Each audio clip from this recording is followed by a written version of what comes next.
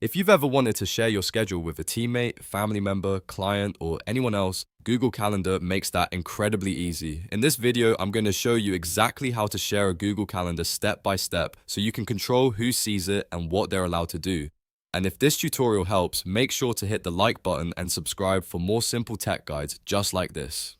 Let's jump in. First, open Google Calendar on your computer. You can do this by going to calendar.google.com and signing in with the Google account that owns the calendar you want to share. Once Google Calendar loads, look over to the left side of the screen. This is where you'll see a section called My Calendars. Under My Calendars, find the calendar you want to share. If you have more than one calendar, take a moment to choose the correct one, because the sharing settings are applied to each calendar individually. When you found the right calendar, hover your mouse over its name. You should see a three-dot menu appear next to it. Click the three dots, and from the menu that appears, choose Settings and Sharing. This will open the settings page for that specific calendar. On this page, you can customize a lot of options, but for now, we're focusing on sharing it with specific people or groups. Scroll down until you find the section called Share with Specific People or Groups. Here, you'll see the option to add new people. Click Add People. A small window will pop up where you can enter the email address of the person you want to share the calendar with. Type the email address carefully, especially if you're sharing it with a coworker or client.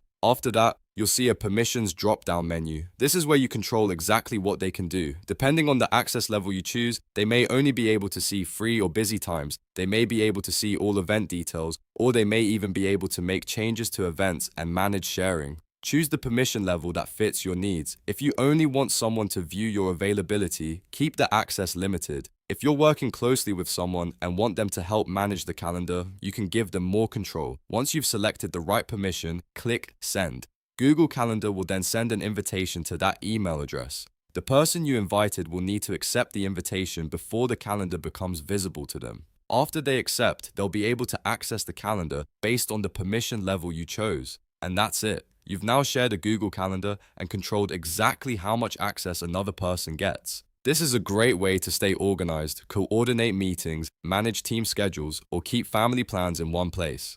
If this video helped you out, please give it a like and subscribe for more quick tutorials, and I'll see you in the next one.